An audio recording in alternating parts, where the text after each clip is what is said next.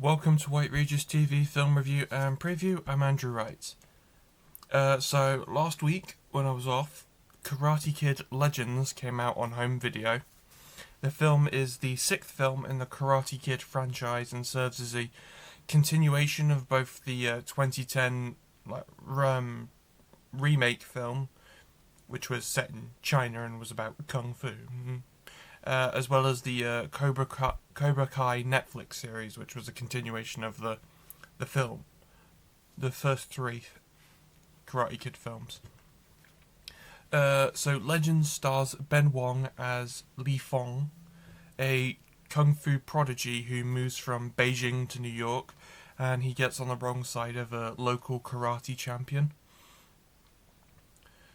Who's, a bit of a shady guy. His sensei's a bit of a shady guy.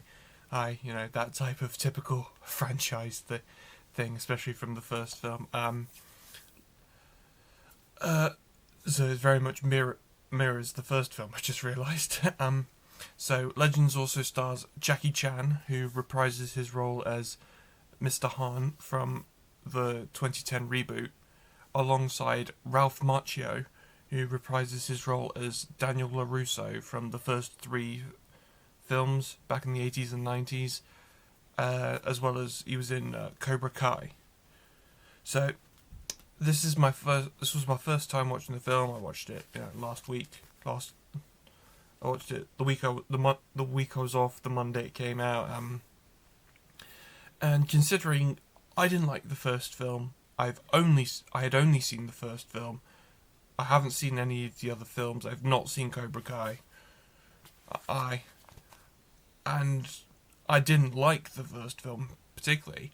I really enjoyed Legends. It's well acted, it's got good choreography, and it's really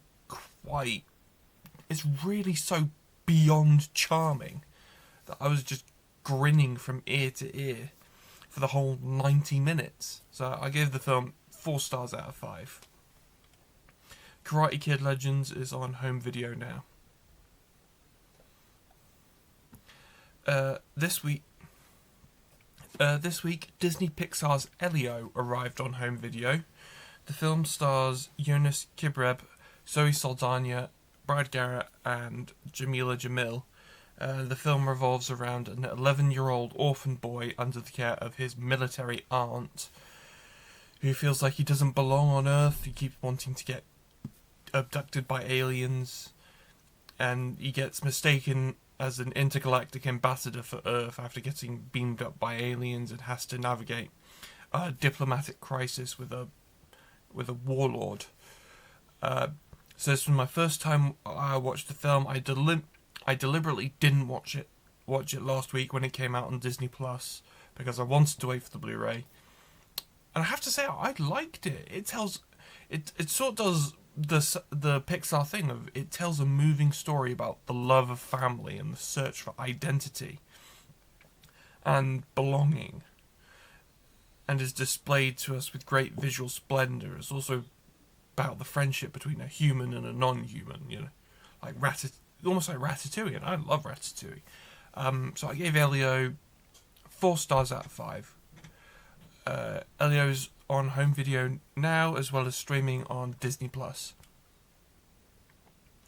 This weekend, the new Paul Thomas Anderson film One Battle After Another arrives in cinemas.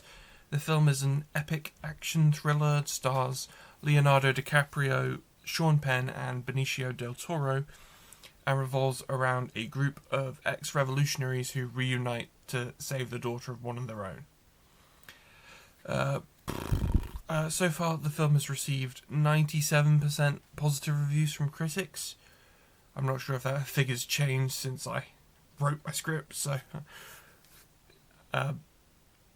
the critics have been praising it as being one of Anderson's most entertaining films, as well as one of his most thematically rich. I'm given to understand the film is funnier than a lot of people thought it would be, and there's a lot of people, thinking it's a contender for a Film of the Year and for Oscars as well.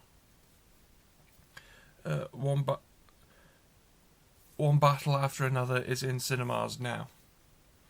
Also releasing in cinemas this weekend is The Strangers Chapter 2, the fourth film in the Strangers film series and the second film in a new trilogy. The film stars Madeleine Petsch, Gabriel Basso and Emma Horvath, all of whom reprised their roles from the previous film. The film revolves around Petsch's Maya, who finds herself in a fight for survival after the masked individuals who terrorised her in the previous film find out she is alive, and they'll stop it, and then they stop at nothing to ensure that she dies too, because apparently just because she's there. So I'm actually quite looking forward to this one, as I seem to be one of the select few people who actually quite enjoyed the first one. The first one wasn't a perfect film. If you might remember from last year, might have been around this time last year when I watched it on Blu-ray, that I actually gave the first film 3 stars. I was at 5, so The Strangers Chapter 2 is in cinemas now. That's all I have for this week, but be sure to check back next week where I will be reviewing the home video releases of the live action How to Train Your Dragon and M3GAN 2.0. And I'll be previewing The Smashing Machine and Him. See you next time.